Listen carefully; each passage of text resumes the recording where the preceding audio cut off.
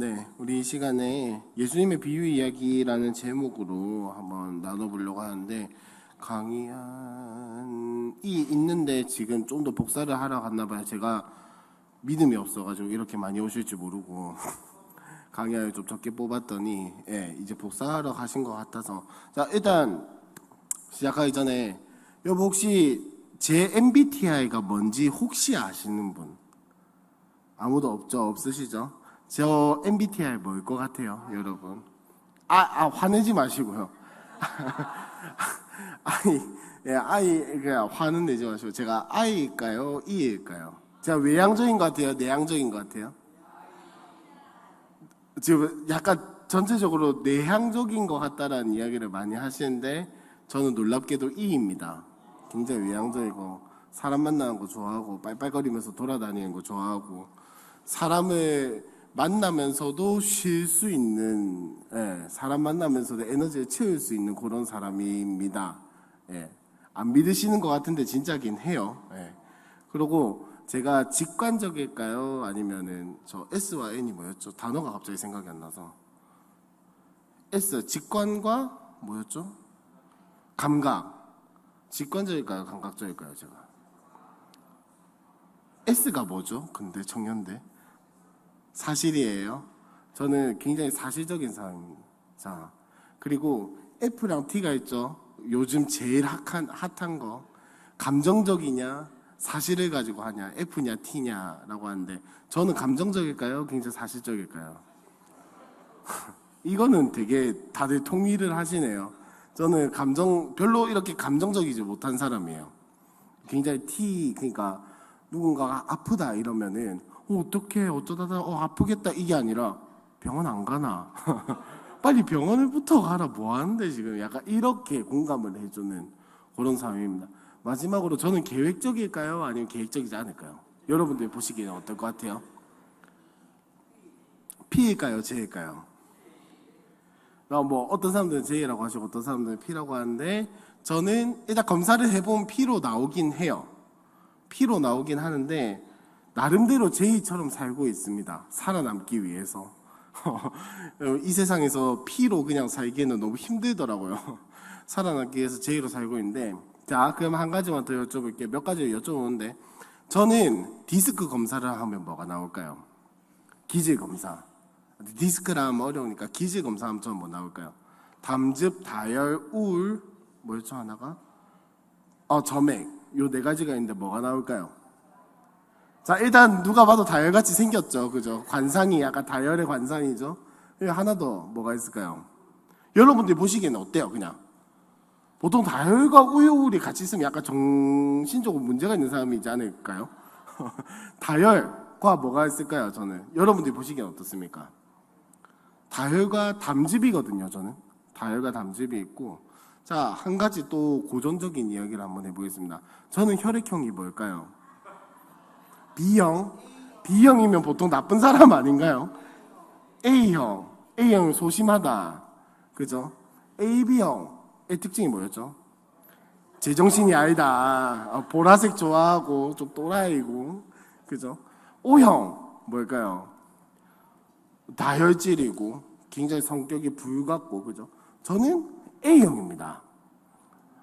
왜? 소심한 사람이에요. 보기보다 소심한 사람인데, 여러분, 제가 이 이야기를 갑자기 왜 꺼냈냐면, 저라는 한 사람을 보는 데에도 MBTI는 뭐고, 뭐 이제 기질적으로는 뭐고, 디스크로는 뭐고, 혈액형은 사실 뭐 성격이랑 크게 상관이 없지만은 뭐 어쨌든 혈액형으로는 뭐고, 뭐 이런 이야기를 많이 합니다. 저를 보는 데만 해도 여러 가지 프레임이 있고, 저를 보는 데에도 다양한 시각이 있고, 저라는 사람 하나를 이야기를 하는 데에도 여러 가지의 툴이 있어요.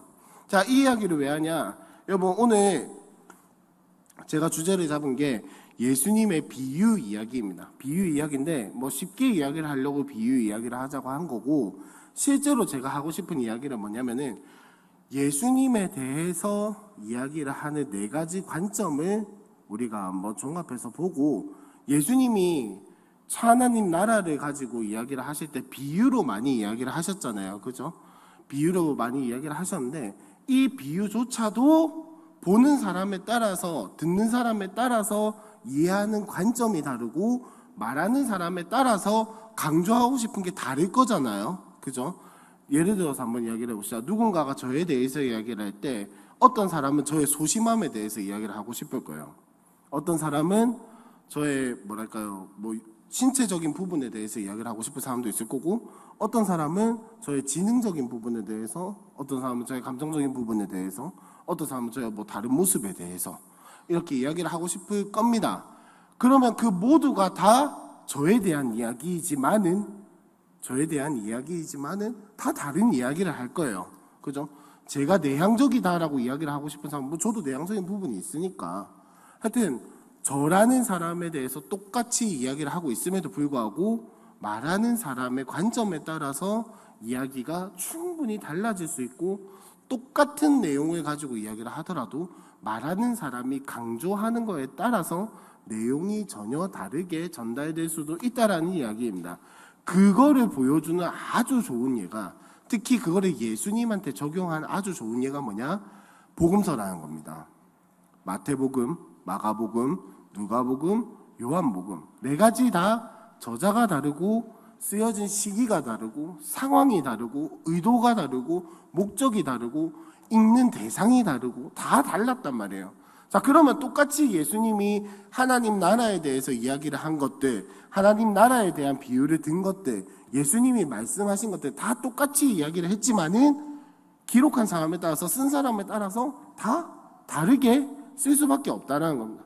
똑같은 예수님에 대한 이야기인데도 사람마다 다 다르게 기록을 했다는 거죠.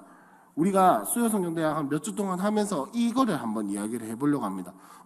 분명히 예수님은 하나님의 나라에 대해서 마태복음에서는 이런 비유를 드셨는데 왜 누가복음에서는 이렇게 이야기를 하시지? 예수님에 대해서 마태복음에서는 이렇게 이야기를 하는데 왜 누가복음에서는 이렇게 이야기를 하지? 자, 아주 쉬운 예가 뭐냐면은, 여러분 마태복음 1장에는 뭐가 있습니까? 마태복음 1장의 내용, 1장 1절부터 쭉 나오는 내용이 뭐예요? 족보가 나오죠. 누구부터 시작합니까? 다윗의 자손 예수 그리스도의 계보라 라고 이야기를 하면서 사람 누구 사람부터 시작합니까? 아담부터 시작했죠. 쭉 내려오죠. 자, 그 다음에 또 한 군데 더 예수님의 족보가 나옵니다. 마태복음 말고 다른 복음서에 어디 나오죠? 자, 누가복음에서부터 나옵니다.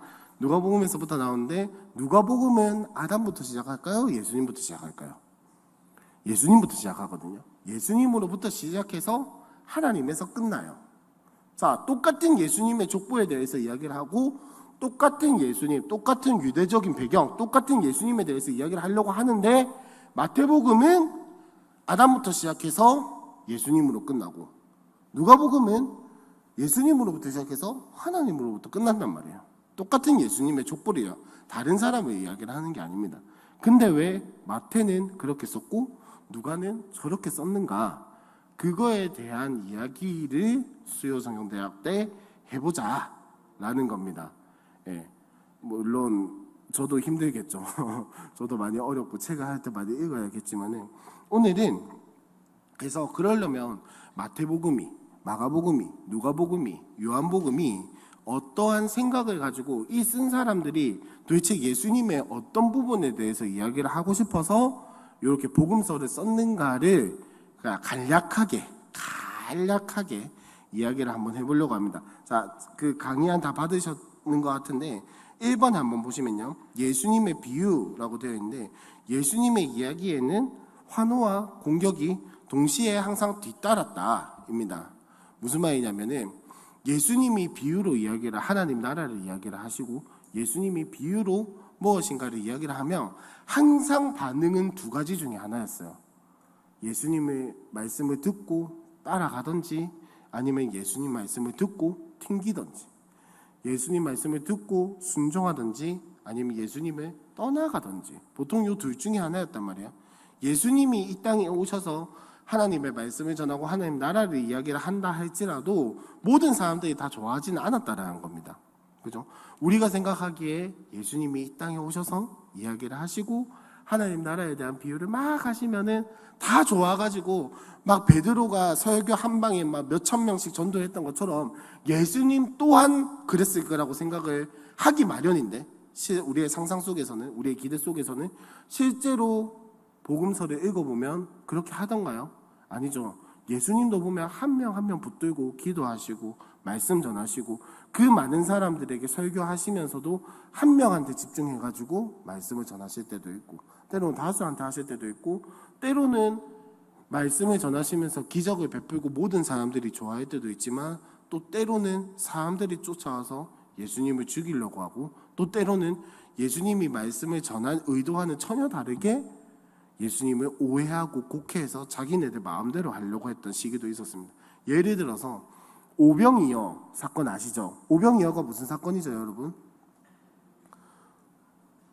오병, 떡 5개랑 이어, 물고기 2마리 가지고 많은 사람들을, 5,000명이 넘는 사람들, 최소한 8,000명에서 9,000명, 많게는 만 몇천 명이 되는 사람들을 먹인 이야기가 오병이어의 이야기인데, 여러분 그 오병이어 이야기를 보면서 여러분은 무슨 생각을 하시나요?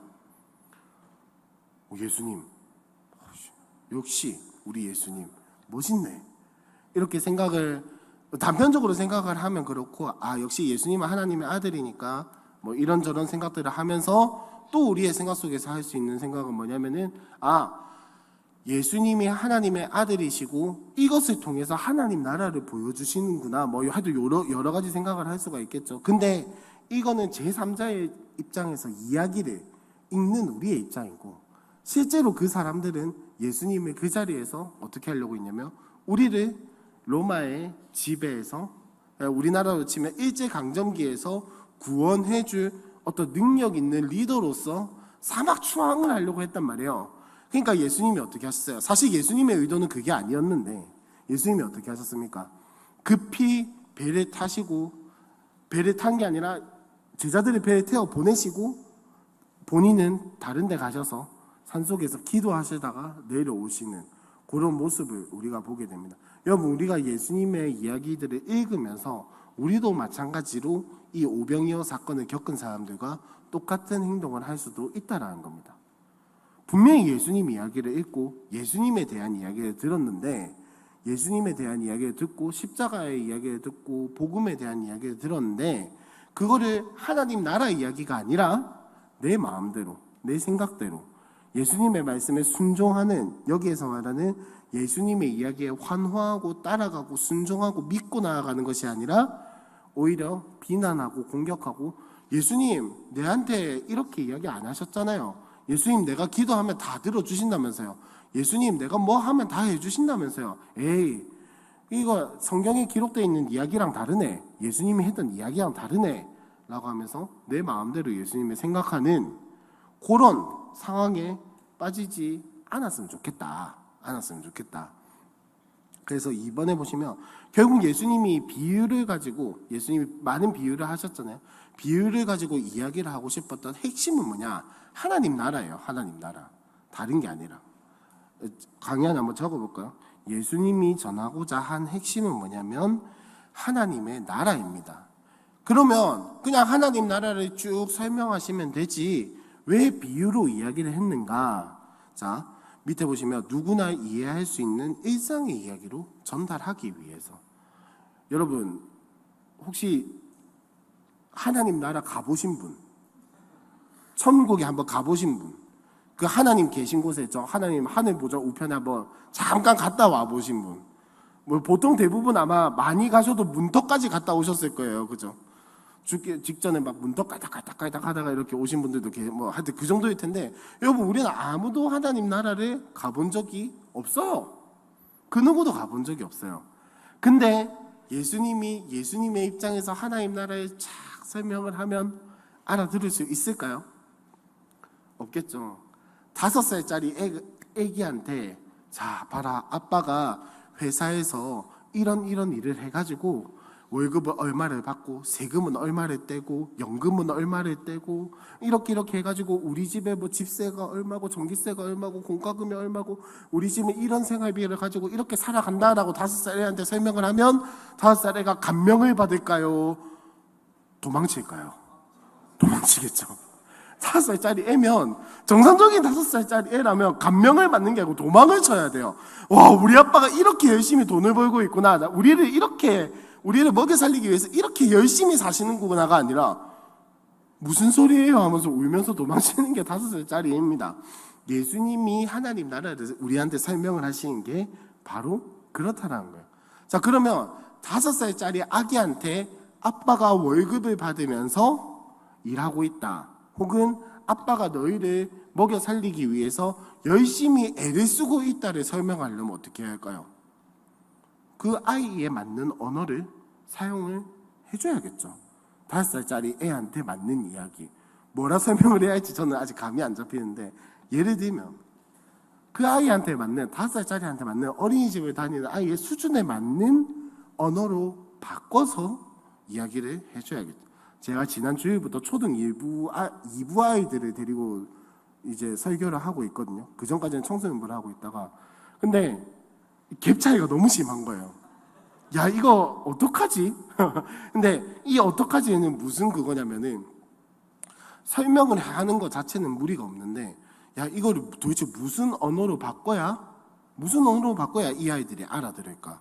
사실 중고등학생은 그래도 중1이랑 고3이랑 좀 차이가 나긴 난다마는, 중고등학생들은 그냥 편하게 이야기를 하면 알아듣는 수준이긴 했어요. 무슨 말을 하는지는. 근데 초등학생들하고 이야기를 하려니까 아무리 고민을 해봐도 제 언어 수준에서 뭐라 해야 할지 모르겠더라고요. 마찬가지입니다. 예수님도 우리의 수준에 맞게, 사람들의, 인간의 수준에 맞게 하나님 나라를 설명을 하시려고 유대인들의 수준에 맞게, 헬라인들의 수준에 맞게, 그리고 인간의 언어에 맞게 하나님 나라를 설명하려고 하니까 비유를 사용하신 거예요. 이렇게 해야 알아들으니까. 이 언어를 사용을 해야 하나님 나라가 어떤 곳인지 조금 감을 잡으니까. 그래서 마태복음 5장부터 쭉 나오는 예수님의 설교가 한 편 있습니다. 아주 긴 설교인데 그걸 우리는 뭐라고 하죠? 산상수훈이라고 이야기를 하고, 뭐 산상보훈, 산상설교, 뭐 여러 가지 이야기가 있지만 핵심은 산에서 예수님이 전하신 설교. 근데 그 제일 처음 시작이 혹시 무슨 내용인지 아시나요? 심령이 뭐한 자는, 가난한 자는 뭐가 있다고요? 복이 있는데 그 사람의 복이 뭐죠? 천국이 누구의 것이라고요? 그들의 것. 심령이 가난한 자의 것이라는 이야기로 시작을 하십니다. 그러면서 심령이 가난한 자, 애통한 자, 뭐 이런 이야기를 쭉 하시는데, 그 이야기가 뭐냐? 하나님 나라는 뭐 이런 이야기다라고 예수님의 언어로 이야기를 하면 안 되니까 사람들이 알고 있는 언어로서, 개념으로서 설명을 해주시는 거예요. 자, 그게 바로 뭐냐? 복음서에서 예수님이 비유로 천국은 이런 곳이야, 천국은 저런 곳이야 라고 비유를 해주셨던 이야기들이 바로 우리가 이야기를 하려고 하는 겁니다. 그래서 이렇게 예수님의 비유에 대해서 알려면은 각 복음서가 어떤 관점을 가지고 예수님을 바라봤는가를 알아야 돼요. 예수님이 이 땅에 오신 이유와 목적이 뭡니까? 여러분, 예수님이 이 땅에 무슨 이유와 목적을 가지고 오셨죠? 자, 되게 다양한 대답을 하고 계신데 다양한 대답을 하고 계신데 그 이유가 뭘까요? 몰라서 그럴까요? 여러분들이 몰라서? 여러분들이 잘 설명을 못해서? 아니요. 아마 다들 비슷한 이야기는 하시는데 각자가 만난 예수님이 다르고 나의 상황에서 내가 만났던 예수님이 다르기 때문에 아마 대답을 쉽게 못 하시는 것 같습니다. 다양한 대답이 나오는 것 같아요. 근데 기본적으로는 우리를 죄에서 건져내기 위해서 이 땅에 오셨죠. 근데 그 죄에서 건져냄도 사람마다 다 다르게 느낍니다. 어떤 사람은 도저히 헤어나올 수 없는 나의 생활의 문제, 어떤 사람은 도저히 고칠 수 없었던 나의 질병, 어떤 사람은 도저히 해결할 수 없고 내가 도저히 노력을 해도 안 됐던 나의 성격의 문제라든지 집안의 문제라든지 그런 데서 구원을 받는 경험들이 다 다르기 때문에 예수님이 당신에게 어떤 분이십니까? 라고 물어본다면 진짜 예수님을 만난 사람이라면 자기의 언어로 예수님을 설명을 하게 됩니다. 복음서도 마찬가지예요. 여러분 마태, 마가, 누가, 요한이 만났던 예수님이 다 똑같은 예수님이지만은 마태에게 오신 예수님, 마가에게 오신 예수님, 누가를 만나 주셨던 예수님, 요한을 만나 주셨던 예수님은 다 각각 그들에게 맞는 예수님의 모습과 성품을 보여주셨을 거란 말입니다. 그러면 당연히 그들이 쓰는 복음서, 예수님에 대한 이야기는 다 다르겠죠. 여러분들이 저에 대해서 설명을 하시면 여러분들은 뭐라고 설명을 하시겠습니까? 저 정신없는 사람. 목사님, 그래 고마워 우진아. 목사님, 뭐 목사님이라고 하는 사람도 있을 거고, 어떤 사람은 동생, 어떤 사람은 뭐 형, 이렇게 이야기를 하는 사람들도 있을 거고, 뭐 하여튼 여러 가지 이야기가 있겠지만은 모두가 다 저에 대한 이야기입니다. 다시 한 번 더 반복해서 강조를 하지만 복음서는 예수님에 대한 이야기를 다 똑같이 하려고 기록한 게 아니라 이 예수님, 저 예수님, 그 예수님, 요 예수님을 설명하기 위해서 기록한 책입니다. 그러니까 다 다른 관점을 가지고 이야기를 할 수밖에 없고, 똑같은 하나님 나라를 이야기를 해도, 똑같은 예수님에 대한 이야기를 해도 강조점이 다 다르다라는 거. 자, 그러면 서로는 이만큼만 하고, 마태복음은 어떤 예수님을 이야기를 하냐면, 강의 하나 한번 보시면 왕으로 오신 예수님을 이야기를 하고 있습니다. 뭐 잘 아시겠지만 쓴 사람은 마태입니다. 마태라고 하는 사람이 썼고, 자, 이 마태가 마태복음을 기록한 시기가 언제냐? 주후 70년 전이라고 하는 요 시기가 언제냐면, 이 시기가 언제냐면 성전이 주후 70년에 지금 이 예수님 당시에 지어져 있던 성전이 군대로 인해서 무너지게 되거든요. 그게 유대인들에게는 굉장히 큰 사건이었습니다. 큰 사건이었는데, 자, 이 무너진 사건이 언제 있었냐? 주후 70년에 있었거든요. 그 사건 이전에 어디에서 기록했다고 되어 있죠? 팔레스타인이나 시리아에서 기록이 되었다라고 이야기를 하고 있습니다. 자, 이게 왜 중요하냐면, 마태가 팔레스타인이나 시리아에 있으면서, 이때 당시에 우리나라면은 어느 나라가 있을 때일까요? 모르겠어요. 그냥 뭐 삼국시대라고 해봅시다. 팔레스타인이나 시리아에 있으면서 저기 신라백제 고구려에 있는 그리스도인들을 위해서 복음서를 썼을까요? 아니겠죠. 당연히 그 동네에 있는 사람들을 위해서 썼겠죠. 자, 그러면 이 말은 무슨 말이냐? 마태복음은 그 당시에 팔레스타인과 시리아 지역에 있던 그리스도인들을 위해서 쓴 복음서란 말입니다. 그래서 구약적인 배경들이 굉장히 많이 들어가요. 여러분, 마태복음 나중에도 제가 다음 시간에 말씀드리겠지만은, 마태복음에는 구약적인 어떤 약속의 성취들, 구약 성경의 내용들이 이렇게 예수님을 통해서 이루어졌다라는 내용들이 굉장히 많아요. 굉장히 많고, 자, 마태복음 17장 24절부터 27절까지 말씀을 잠깐 한번 보시면 이게 무슨 내용이냐면, 한번 띄워주시겠어요? 자, 가버나움에 이르니 반세계 받는 자들이 베드로에게 나와 이르되 너의 선생은 반세계를 내지 아니하느냐라고 하는데, 이게 뭐냐면 성전세에 대한 이야기입니다. 그때 당시에 성전에 들어가려면 세금을 내고 입장료 같은 개념인 거죠. 들어가려고 내야 했는데, 저 세겔이라고 하는 단위는 정확하게 요때 당시에 이 지역에서 쓰이던 그런 개념의 화폐 단위였습니다.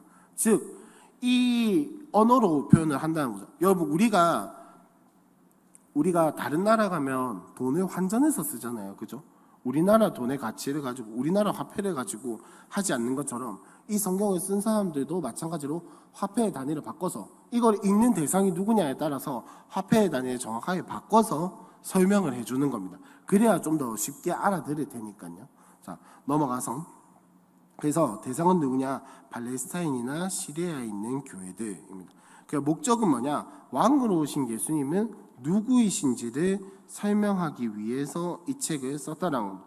무슨 말이냐면은, 왕으로 오신 예수님이다 라고 이야기를 하는 게, 마태복음 1장을 여러분 혹시 성경책 있으시면 한번 펴보시면 마태복음 1장에 예수님의 족보가 나오는데, 자, 예수님의 족보는 14씩 끊어서 세 부분으로 나눌 수 있습니다. 14씩 끊어서 세 부분으로 나눌 수 있는데, 앞에 첫 부분 빼고 두 번째와 세 번째 부분은 누구의 이름을 타고 족보가 이어지냐면 왕의 이름을 타고 족보가 이어집니다. 여러분 잘 아시겠지만은 하나님이 다윗에게 약속을 한 가지 하셨어요. 약속을 한 가지 하셨는데 뭐냐면은 다윗의 혈통을 따라서 메시아가 오게 하겠다라고 한 그 약속이 있거든요. 그 혈통을 타고 하나님이 약속하신 그 메시아다, 그 왕이다 라는 것을 보여주는 게 마태복음 1장에 나오는 족보입니다. 다음에 좀 더 자세하게 이야기를 하도록 하고, 어쨌든 마태복음 1장에서부터 이미 왕으로 오신 예수님에 대해서 설명을 하고 있는 거예요. 그리고 동시에 구약에서부터 예표하고 언약되어 있던 메시아다라는 사실을 마태복음에서는 쭉 보여주고 있는 겁니다. 그리고 두 번째 특징으로는 마태복음에는 큰 5가지 설교가 있거든요. 5가지 큰 설교가 있는데, 첫 번째가 뭐냐면은 5장부터 7장까지 나오는 산상수훈 요 이야기이고, 두 번째가 뭐냐면은 10장에 나오는 흔히 말하는 제자도라고 하는 그 설교가 두 번째 이야기이고, 세 번째가 13장 마태복음 13장에 나오는 천국 비유에 대한 설교고, 네 번째가 두 번째 천국 비유에 대한 설교로 마태복음 18장의 이야기를 하고 있고, 마지막으로 감람산 강화라고 보통 많이 이야기를 하는 감람산에서 하신 그 설교가 24장과 25장에 나오는 이렇게 큰 5가지의 설교를 가지고 이제 마태복음을 구분 지을 수 있는데, 뭐 이거 구분 짓는다 이게 뭐다라는 기억은 다 못하셔도 괜찮지만은 중요한 건 뭐냐면은 이 하나하나의 큰 설교를 통해서 예수님은 뭘 알려주시려고 하는 거냐, 하나님 나라가 어떤 곳인지, 하나님이 통치하신다는 게 무엇인지, 이 땅에 임한 하나님 나라가 어떤 곳인지를 설명하기 위해서 이것을 이야기를 하고 계신다라는 겁니다.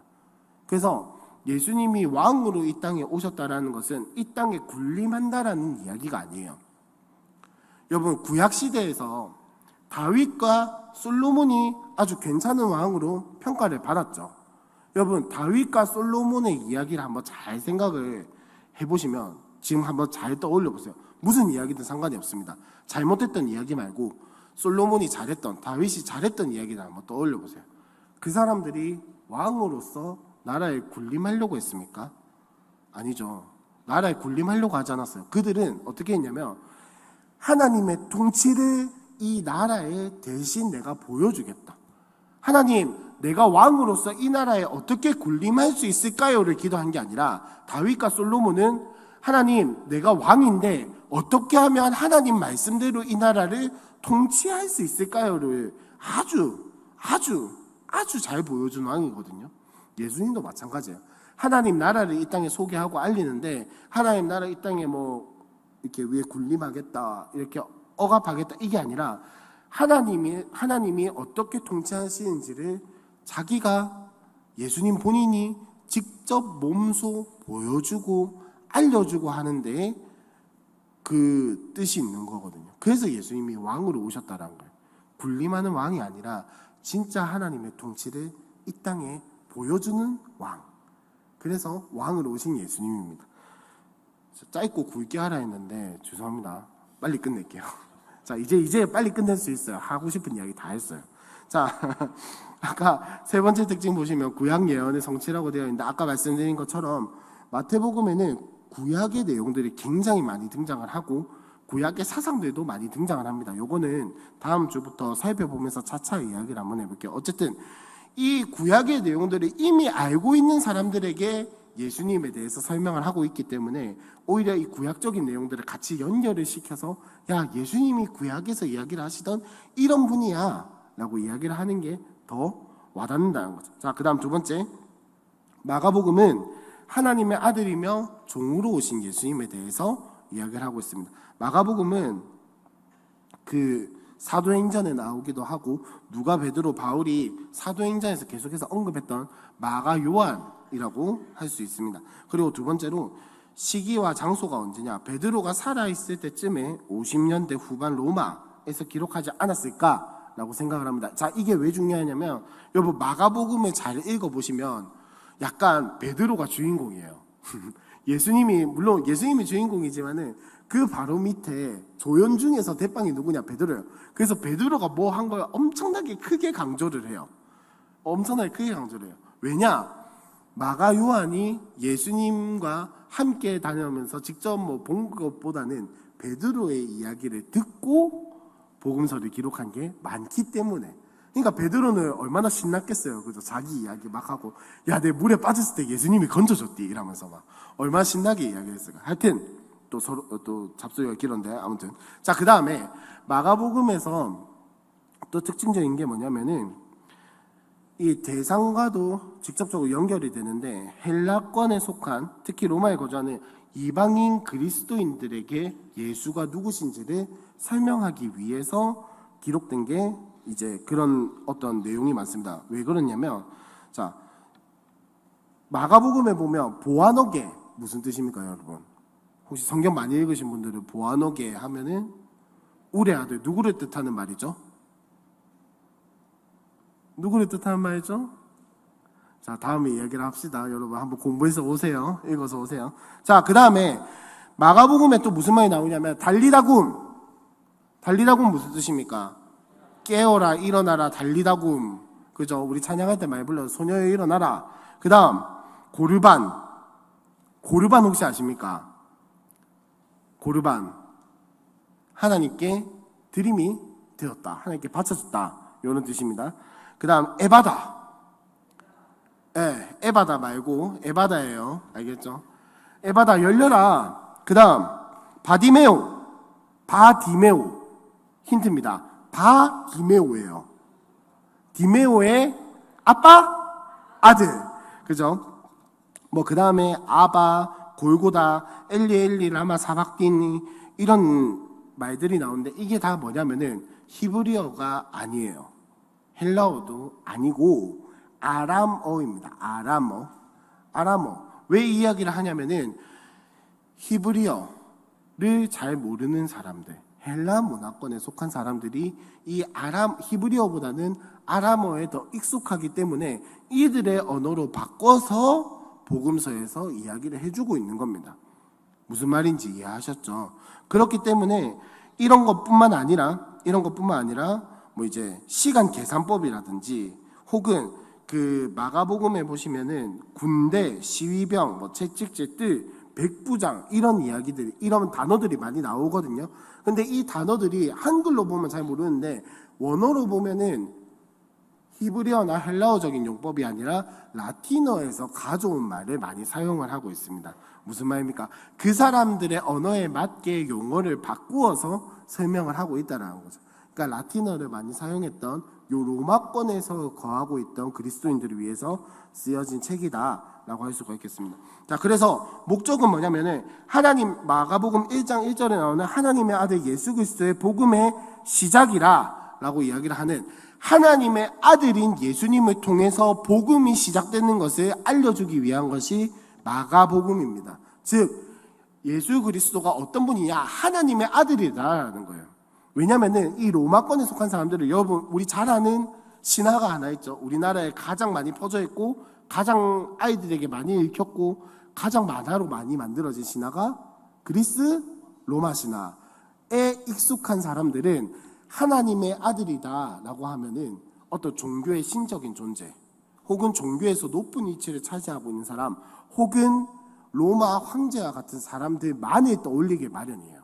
왜냐하면 그 사람들은 신의 대리인, 신의 아들, 신이 특별히 사랑하고 점 찍은 사람 요 정도로 생각을 하거든요. 그러니까 예수님도 자칫 잘못하면 그 하나님이라는 그 어떤 신의 뭐 대리인, 대행자, 뭐 아들이라고 말하지만 진짜 아들이 아니라 그냥 뭐 대충 그 신의 어떤 능력을 보여주는 사람 정도로만 생각을 하게 된단 말이죠.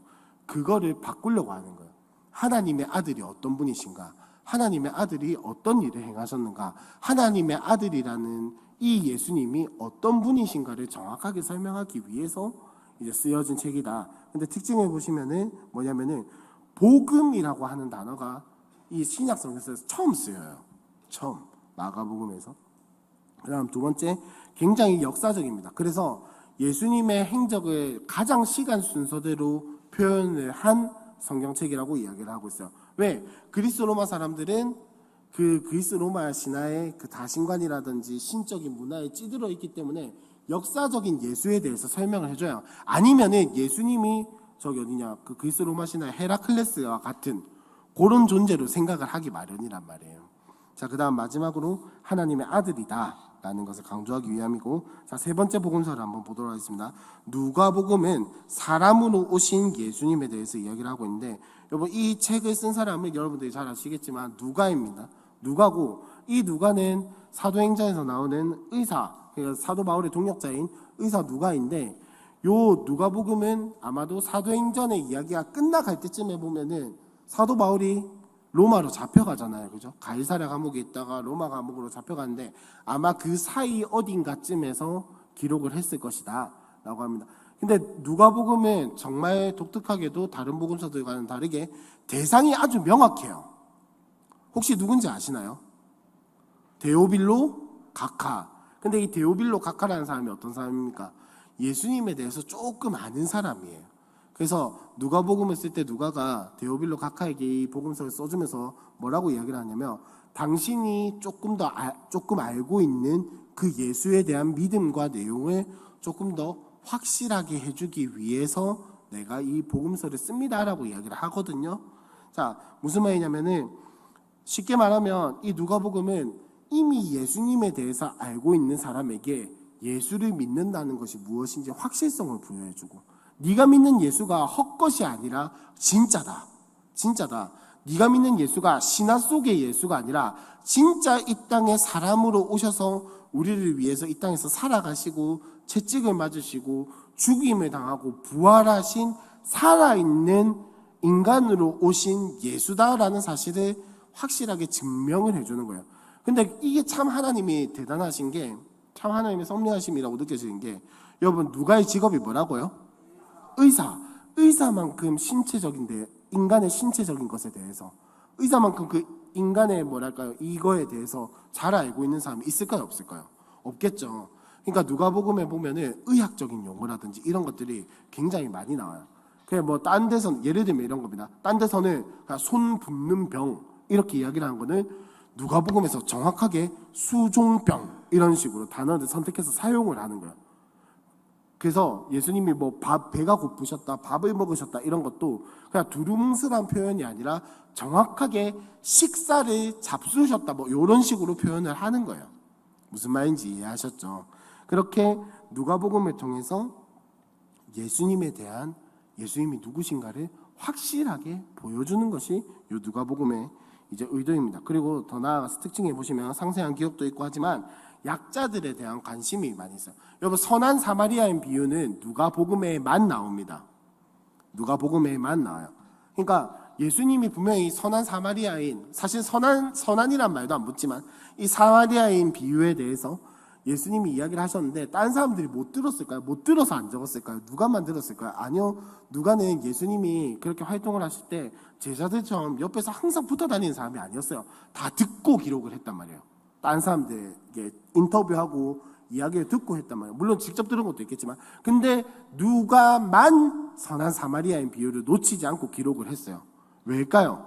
누가가 이 복음서를 기록하면서 예수님은 약자에 관심이 있으신 예수님이구나, 예수님이 이 땅에서 약자들을 참 사랑하시는구나 라는 이 관점을 가지고 예수님의 이야기를 듣고 기록을 했기 때문이지 않겠습니까? 이런 것들이 있다라는. 그리고 마지막으로 성령에 대해서 강조를 하고 있는데, 여러분 이 누가복음에서도 강조를 하고 있지만 이것과 이어지는 사도행전도 누가가 썼거든요. 이 누가복음과 사도행전은 한 쌍의 어떤 책 1권, 2권이라고 할 수가 있겠는데, 그래서 누가복음은 다른 복음서들도 마찬가지지만 성령에 대해서 좀 더 강조를 하고 있는 성경입니다. 자, 마지막으로 제가 마음이 급해지기 시작했어요. 뒷페이지로 넘어가시면 마지막 네 번째 복음서가 뭐냐면은 요한복음인데, 요한복음은 사실 마태, 마가, 누가와는 조금 결이 다른 이제 관점을 가지고 있어요. 그래서 마태, 마가, 누가만 세 개로 묶어서 공관, 공유하다 할 때 공자랑 관점하다 할 때 관자를 써서 비슷한 관점을 공유하고 있다 이런 말을 해서 공관 복음이다라고 이야기를 하고, 요한복음은 조금 다른 결을 가지고 이야기를 하고 있습니다. 하지만 마찬가지로 복음서이고, 이 요한복음은 어떤 예수님이 이야기를 하고 있냐면 하나님이 신 예수님, 신이신 예수님. 그래서 요한복음 1장에 보면 예수님을 뭐라고 설명합니까? 말씀이 뭐가 되어? 육신이 되어 우리 가운데 거하심에, 말씀이 육신이 되어 우리 가운데 거하심에라고 이야기를 하고 있습니다.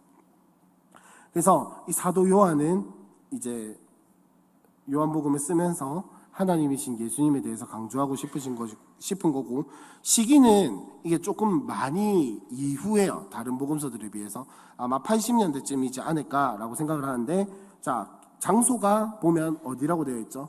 에베소. 그래서 요한복음은 기본적으로 에베소에 있는 교인들에게 쓰여진 복음서입니다. 근데 이 에베소라고 하는 지역이 여러분도 잘 아시겠지만은 우상숭배라든지 이런 것들이 굉장히 많은 지역이었거든요. 그러면 거기에 있는 사람들에게 예수님이라고 하면은 어떻게 인식되게 하시냐? 어떤 그냥 신 중에 하나, 그냥 영적인 기운 중에 하나, 이렇게 생각하기가 쉽단 말이죠. 근데 이 예수님이 어떤 분이신가를 정확하게 여호와 하나님의 본체이신 예수님, 말씀이 육신이 된 예수님이 어떤 분인가를 정확하게 알려주는 게 요한복음이다 라고 할 수가 있겠습니다. 그래서 이 요한복음은 목적이 뭐냐? 요한복음 20장 31절에 나오는 것처럼 다 같이 한번 읽어볼까요? 시작. 오직 이것을 로 예수께서 하나님의 아들 그리스도이심을 믿게 하려 함이요, 또 너희로 믿고 그 이름을 힘입어 생명을 얻게 하려 함이니라. 아멘. 예수님이 다른 어떤 신들과 같은 존재가 아니라 하나님의 아들이시고, 이 예수를 믿어서 생명을 얻게 하는 것이 사도 요한의 목적이라는 겁니다. 그러니까 전도를 위해서 쓰여진 성경이다라고 할 수가 있겠죠. 자, 그래서 특징은 뭐냐면은 나는 땡땡이다라는 말을 굉장히 많이 사용을 해요. 예수님이 하신 이야기들 중에 나는 포도나무요 너희는 가지다, 나는 생명의 물이다, 떡이다, 이런 이야기를 많이 합니다. 왜냐하면 예수님 자신이 누구신지를 정확하게 계시하는 이야기를 가져와서 예수님은 이런 분이야, 예수님은 생명의 떡이야, 예수님은 포도나무고 우리는 가지야, 이런 이야기들을 하면서 다른 신들과 같은 게 아니라 예수님은 하나님이시다, 말씀이 육신이 되셨다라는 것을 정확하게 알려주고 있는 겁니다. 그래서 특징에 보시면 나는 땡땡이다, 그리고 보내심을 받음을 강조를 했어요.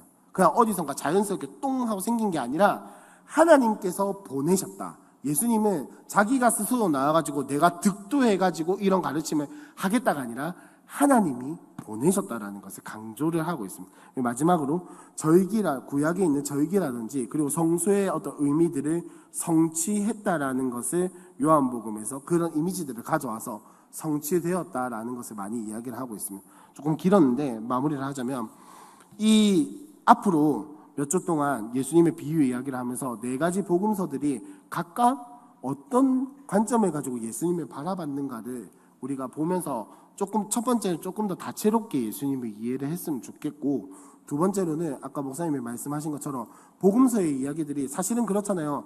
어떤 데는 산상수훈이 제일 앞에 있고, 어떤 데는 저기 뒤에 있고, 어떤 데는 산상수훈이 나오지도 않고, 뭐 어떤 데는 이런 비유가 나오고 저런 비유가 나오는데 딴 데서는 나오지도 않고, 뭐 하여튼 그렇잖아요. 근데 그런 것들을 조금 더 총체적으로 보면서 우리의 머릿속에 정리를 해나가고, 예수님이 하신 이야기들이 그냥 여러 이야기들로 섞여 있는 게 아니라 하나의 이야기들로 연결되면서 예수님이 말씀하시는 하나님 나라가 어떤 곳인가를 우리가 조금 더 머릿속에 잘 기억을 하고 이해를 하는 시간들이 되었으면 좋겠습니다. 그럼 제가 기도하고 오늘 마치도록 하겠습니다. 하나님 감사합니다. 우리 이 자리에 불러주시고 오늘도 함께하는 교회 이 수요성경대학으로 또 여러 가지 모습으로 나아올 수 있게 하여 주심에 감사합니다. 하나님, 오늘 예수님에 대한 이야기와 또 복음서들에 대한 이야기를 하였습니다. 하나님, 예수님이 말씀하신 그 하나님 나라, 예수님이 우리에게 알려주신 그 하나님 나라를 잘 알고 잘 이해하고 지금 이 땅 가운데에서 하나님 나라를 누리고, 하나님 나라가 죽고 나서 가는 것이 아니라 이 땅에서 살아갈 수 있고 이 땅에서 누릴 수 있는 하나님 나라, 나에게 오신 예수님의 그 하나님 나라가 될 수 있도록 주님 우리의 마음과 생각을 열어 주시옵소서. 이후에 이어지는 모든 시간들 가운데 하나님 함께하여 주시고 이 모든 것 예수님의 이름으로 기도합니다. 아멘.